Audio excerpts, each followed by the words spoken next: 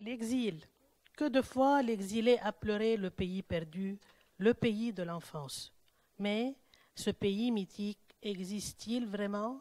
Tamara en parle comme d'un pays symptôme. Tamara, elle est étudiante et membre du Forum du chant lacanien du Liban. Voilà. Bonjour.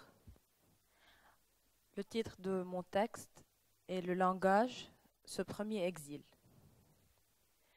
L'exil, une séparation forcée, vécue, qui rend l'acte du retour impossible et le lieu originaire inaccessible. Alors se pose la problématique d'une identité et plus particulièrement celle de la langue maternelle, qui risque d'être perdue, effacée ou remplacée. Je m'intéresserai à évoquer dans mon texte une des traces par laquelle l'exil peut s'inscrire et impacter le sujet, ou comment la langue peut être l'objet perdu, l'objet agalmatique. En exil, le sujet se trouve dans une géographie étrangère.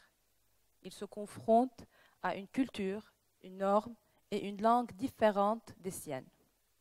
Pour s'échapper à cette étrangeté, il se peut que le sujet se coucoune, s'enferme et habite une bulle qui ressemble, si je puis dire, à la bulle de la langue, qui, avant d'être la langue de l'inconscient, est un espace de mère-enfant avec l'amour en plus, duquel participent des signifiants particuliers.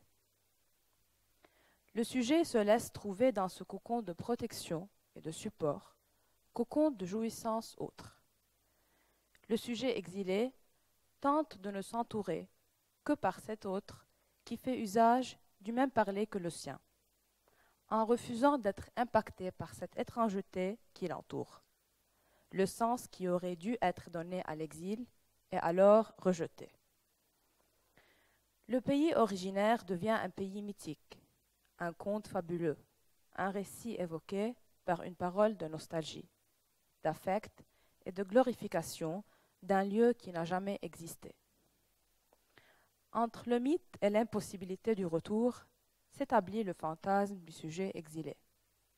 Le retour devient attendu impatiemment. Il se distingue par ce fantasme des retrouvailles du pays originaire, qui n'est qu'un semblant du premier pays, la langue, ce pays où l'enfant jouissait de l'autre. Le sujet en exil s'attache à son fantasme, il s'y plonge et s'y noie, dans une tentation de toucher à cette énigme, cette jouissance des premiers sons, jouissance de la première fois.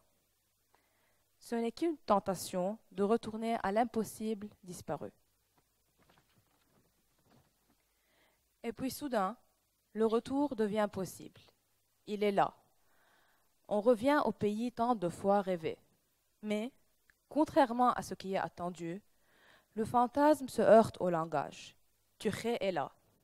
La bulle s'évapore, la langue n'est plus le cocon qui berce.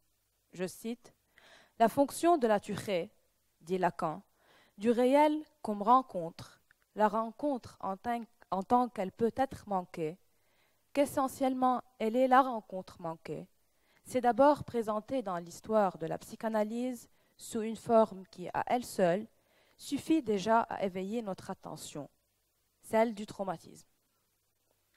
Se pose donc à moi cette question de la rencontre avec le réel.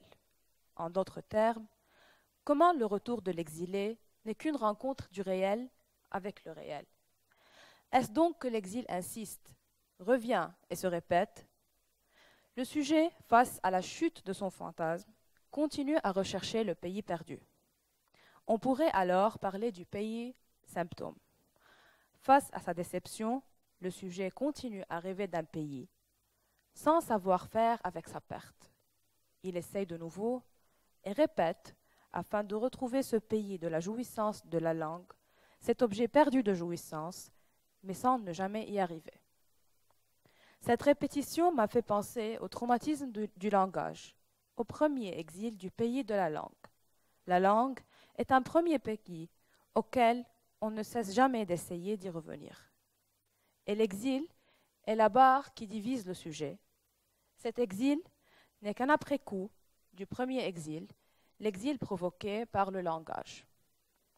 La parole, ainsi, ne peut plus être une parole enrichie des signifiants du retour de l'exil, mais plutôt une parole qui marque le manque. Et les mots ne peuvent jamais combler le trou créé par le langage. Le langage, dit Lacan, est là. C'est un émergent. Maintenant qu'il a émergé, nous ne saurons plus jamais quand ni comment il a commencé, ni comment c'était avant qu'il soit.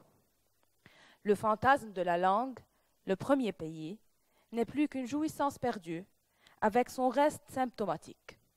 Le langage est ce premier exil qu'on ne peut éviter.